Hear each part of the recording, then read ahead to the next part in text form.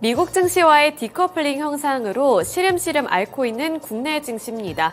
어제도 국내 증시 일제히 파란불로 물들었는데요. 코스피와 코스닥 수급도 엇갈렸고 일제히 하락하며 거래를 마쳤습니다.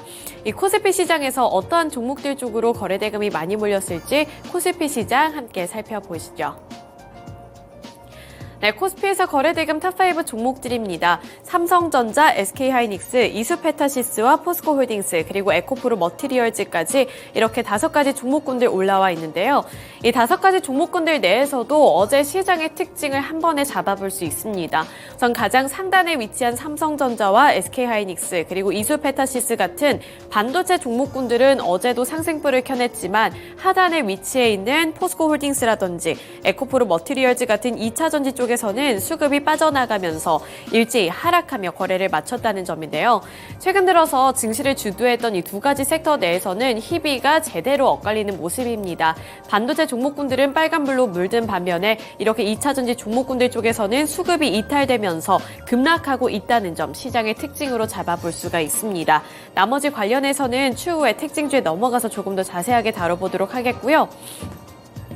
이어서 코스닥에서 거래대금이 많이 몰렸던 5가지 종목군들도 함께 보겠습니다. 제주반도체, 신성델타테크, 에코프로비엠, 폴라리스 오피스, 그리고 네오셈까지 이렇게 5가지 종목군들이 있는데 여기서도 마찬가지입니다. 올랐던 섹터는 뚜렷했고요. 하락했던 섹터도 뚜렷하게 나타나고 있습니다.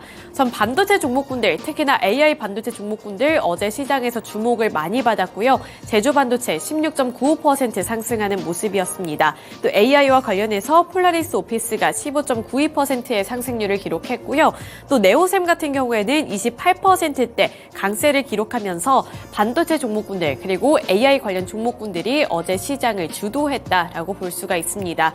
반면에 에코프로 BM 같은 경우에는 무려 10% 넘게 급락하면서 약세 흐름으로 거래를 마쳤는데요. 10.95% 내린 24만 8천 원의 종가를 기록했습니다. 그리고 여기서 신성델타테크가 어제 18.24%의 강세를 나타내면서 73,900원을 터치했다는 점 보실 수가 있는데요. 이 신성델타테크를 비롯해서 어제는 초전도체 관련 종목들 또 한 번 주목받는 흐름이 나타났습니다. 우선 정부 차원에서 지원을 한다라는 소식이 전해지면서 투자 심리가 개선이 된 영향이었는데요. 과학기술정보통신부는 올해 정보통신기술 원천연구개발 사업에 초전도 분야를 넣겠다고 하면서 이렇게 초전도체 관련 종목들 쪽으로도 열기가 식지 않는 모습이 나타났습니다. 또 미국 언론에서도 LK99는 초전도체다라는 주장이 나오면서 이 투자자들의 관심도가 다시 한번 높아지는 분위기였는데요. 따라서 어제 이렇게 신성델타테크 및 관련 종목군들이 또 한번 강세 흐름을 기록했습니다. 네, 이렇게 코스피와 코스닥에서 거래대금이 많이 몰렸던 5가지 종목군들 각각 살펴드렸습니다. 이어서 특징 종목으로 넘어가 볼 텐데요. 첫 번째 특징 종목으로는 반도체 종목들 확인해 보겠습니다.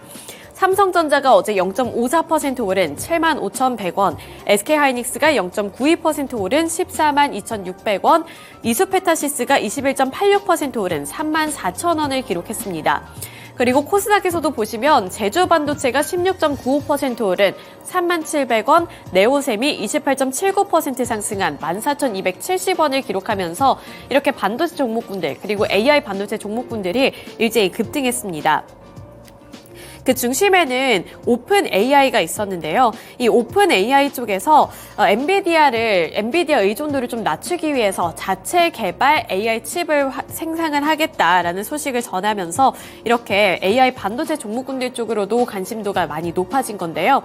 오픈 AI는 올해 GPT-4의 주요 업그레이드를 내놓을 예정이기 때문에 고가의 AI 반도체가 많이 필요한 상황입니다.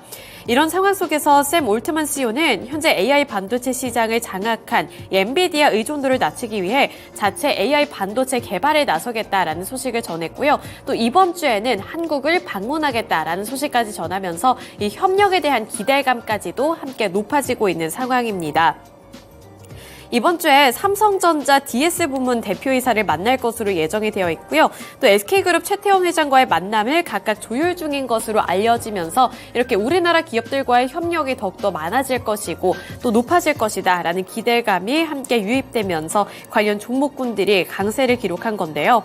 특히나 이번 만남이 성사가 될 경우 SK그룹과 함께 이 오픈 AI가 신생 AI 반도체 동맹 구축에 나설 수도 있다는 시각이 제시되면서 이쪽으로 투자자들의 관심도도 함께 높아졌습니다. 그리고 오픈 AI뿐만 아니라 전 세계적으로 봤을 때 이 글로벌 대기업 쪽에서도 AI 반도체 개발에 나선다는 소식이 하나하나 나오고 있는 상황인데요. 대표적으로 TSMC와 오픈 AI가 이번에 중동 쪽과 네트워크 구축을 논의를 했고요. 마이크로소프트와 구글 같은 경우에도 자체 칩을 공개할 예정입니다. 또 AMD는 엔비디아에 대항할 칩을 곧 출시한다는 소식까지 전해지면서 이러한 분위기 속에서 AI 반도체 기업들 쪽으로도 관심도가 높아지고 있는 상황인데요.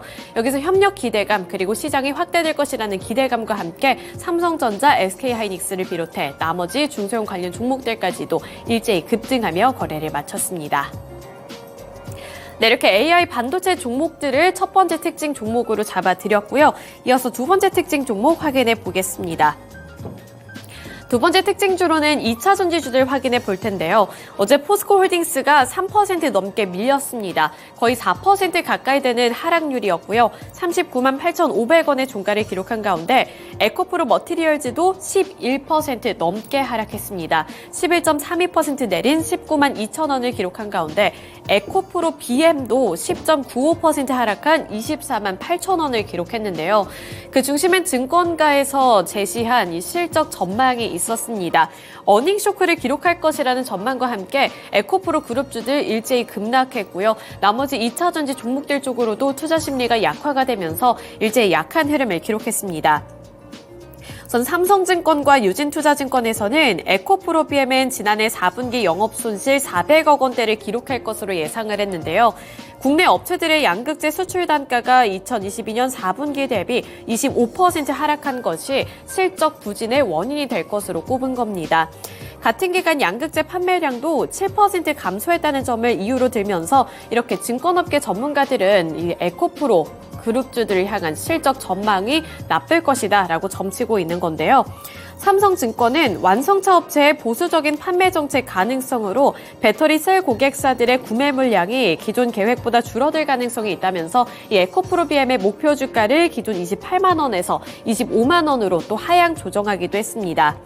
최근 글로벌 완성차 및 전기차 기업들이 투자를 미루고 있는 흐름이 나타나고 있기 때문에 2차 전지 그리고 전기차 쪽으로는 꾸준히 우려감이 계속 나타나고 있는 상황인데요. 테슬라 같은 경우 대표적으로 이 신규 멕시코 공장 건설 계획을 늦췄고 미국 포드 측에서도 대표 전기차 모델인 F150 라이트닝 픽업 트럭의 올해 생산 목표를 매주 50%가량 줄이기로 결정을 했습니다. 제너럴 모터스 같은 경우에도 올해 중반까지 전기차 40만 대 생산 계획을 철회하면서 이렇게 좀 공급에 대한 우려감도 나타나고 있는 상황입니다. 2차 전지 관련주들에 대한 저조한 실적 전망이 잇따라 나오면서 에코프로 그룹주들을 비롯해서 나머지 2차 전지 종목들 어제 급락하며 거래를 마쳤습니다. 네, 이렇게 정규장에서 주목을 받았던 종목들 함께 살펴드렸는데요.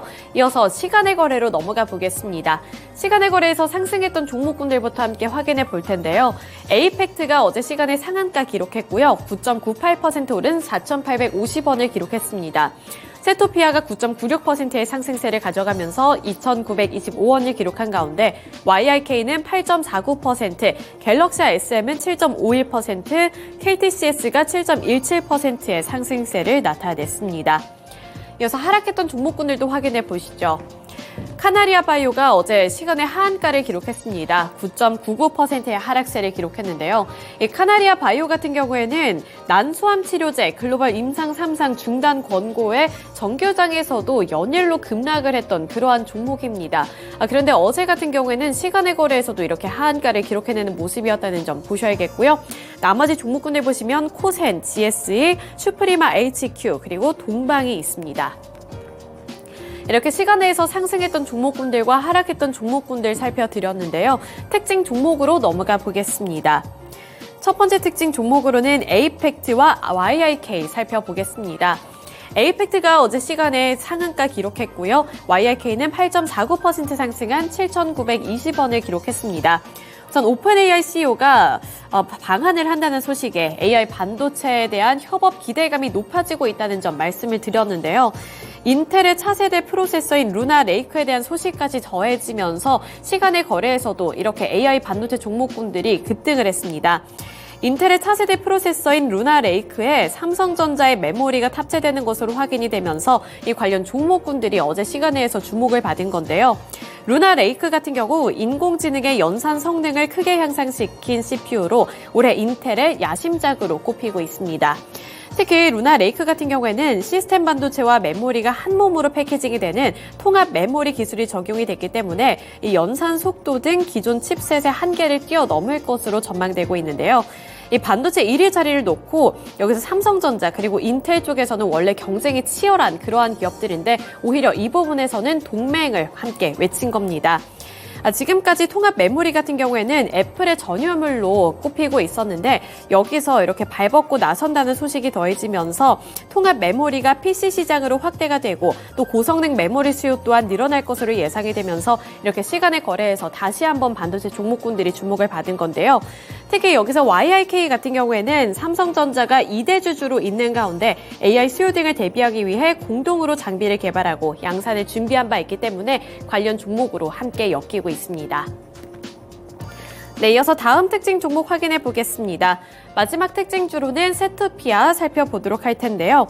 자회사인 GCM이 고순도 네오디뮴 금속 제조에 성공했다는 소식에 시간의 강세를 기록했습니다. 세토피아와 GCM은 국내에서 시험 생산된 네오디뮴 금속의 품질 테스트 결과 평균 약 99.8%의 고순도 네오디뮴 금속이 제조된 것을 확인했다라고 밝혔는데요. 중국이 재련 기술 등을 수출 금지하는 목록에 이 부분을 포함시켰기 때문에 국내에서 이 이슈가 더욱더 주목을 받았다라고 볼 수가 있겠습니다. 이 회사 관계자는 국내 처음으로 베트남산 히토류 네오디뮴 산화물을 원료로 한 이 네오디뮴 금속 긴급 재련 생산 시스템을 구축한 것에는 큰 의미가 담겨 있다며 국제적인 히토류 네오디뮴 공급 우려에 영향을 받지 않을 수 있도록 계속해서 자립적인 공급 밸류 체인을 완성시켜 나갈 것으로 강조했습니다. 이러한 이슈가 전해지면서 어제 시장에서는 이렇게 세토피아가 시간의 상한가를 기록했고요. 9.96% 오른 2,925원에 종가를 기록했습니다.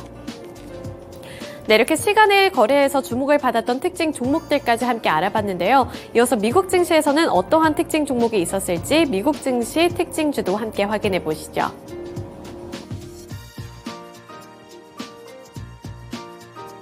다음으로는 미국 증시의 특징 종목들입니다. 뉴욕 증시 국내 증시와는 다르게 최근에 사상 최고 흐름을 계속해서 이어가고 있는데요. 간밤에서 이 다우지수가 38,000선을 처음으로 터치하고 그 외에도 나스닥 지수도 상승하는 모습, S&P 500 지수도 신고가를 경신하는 흐름들이 이어졌습니다. 네, 전반적으로 뉴욕 증시에 대한 분위기 긍정적으로 관측되고 있는 가운데 일단은 상승폭 자체는 전일장보다는 소폭 둔화됐다는 흐름을 살펴보실 수 있겠는데요. 네, 그렇다면 어떤 종목들이 두각을 드러냈을지 먼저 첫 번째 종목 보시겠습니다. 네, 아쉽게 첫 번째 종목은 테슬라입니다. 1.6%가량 상승장 속에서 동참하지 못하고 208달러 선에서 거래를 마쳤는데요. 나머지 전기차 종목들, 중소형 종목들은 상승하는 흐름이었지만 유독 테슬라만 하락하는 흐름이 나왔습니다.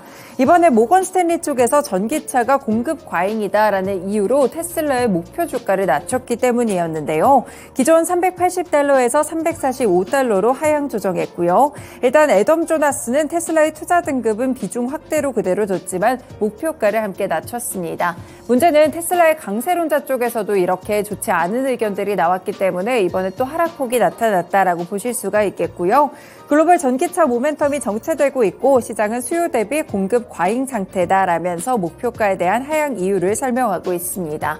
테슬라의 주가는 최근에 계속해서 악재가 좀 돌출됨에 따라서 이거래일만 제외하고 연일 올해 들어서 하락하는 흐름들이 관측되고 있다는 점도 살펴보셔야 될 것 같은데요. 네, 이렇게 뉴욕 증시에서도 다시 한번 테슬라가 부진했기 때문에 오늘 국내 증시에서도 관련 종목들 체크를 해보셔야겠습니다. 네, 어제도 2차 전지 종목들 상당히 안 좋았습니다. 특히 에코프로비엠에 대한 실적 우려감들이 약간은 커지게 되면서 2차 전지 종목들이 차례대로 무너지는 흐름이었는데요. 실제로 에코프로비엠은 거의 11% 가까운 급락세가 보이기도 했었고요. 그 외에도 나머지 배터리셀 관련 종목들까지 일제히 하락세가 나타났습니다. 다만 테슬라 역시나 좋지 않은 흐름들을 이어가고 있기 때문에 2차전지 종목들에게 힘이 되어주지 못하는 상황 속에서 오늘은 어떤 흐름을 보이게 될지 살펴보실 필요가 있겠습니다. 네, 두 번째 특징 종목 함께 보시죠. 네, 어제 뉴욕 증시에서 ASML 홀딩 살펴보시면 1% 이상 오르며 766달러 선에서 거래를 마쳤습니다. 반도체 종목들 가운데 오늘 또 강세를 보였던 종목 중 하나라고 보실 수가 있겠는데요. 그리고 암스테르담 유로넥스트 시장에서 보시면 전거래일 대비 2% 이상 오르면서 ASML이 시가총액 3위를 탈환하는 모습이었습니다. 지금 네슬레가 3위에 위치해 있고요. 1위는 잘 아시다시피 노보노디스크고요. 2위가 LVMH 명품 기업이죠. 그리고 3위가 이번에 ASML로 등극하는 흐름들이 함께 나타났습니다.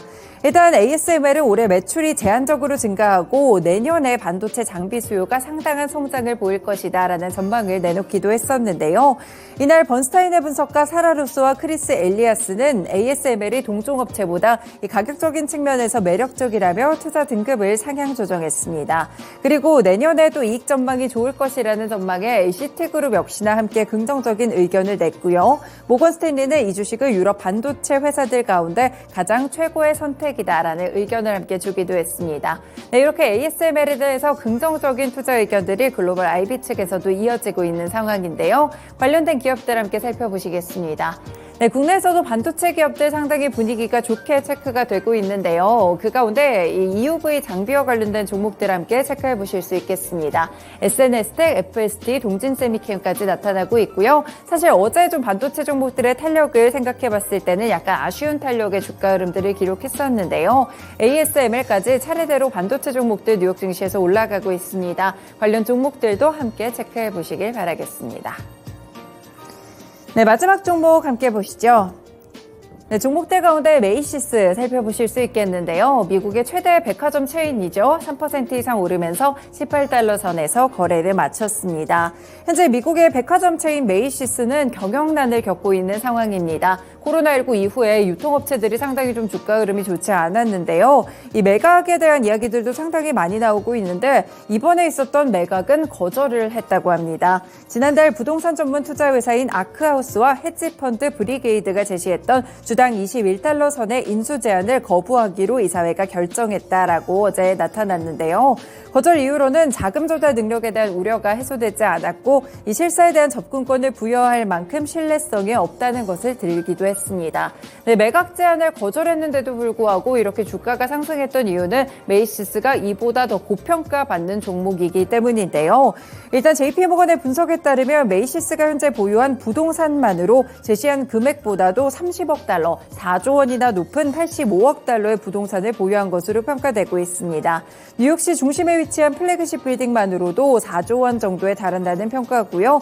그래서 마켓워치가 분석했던 이 메이시스의 가치를 살펴보시면 75억 달러에서 116억 달러까지 평가가 되고 있습니다. 네, 이렇게 메이시스 매각을 거절한다는 이슈와 더불어서 오늘장 상승하는 흐름을 함께 보여줬습니다. 네, 국내 증시에는 특별히 관련 종목이라든지 이런 거라기보다는 유통업체들의 주가 한번 살펴보시면 좋을 것 같은데요.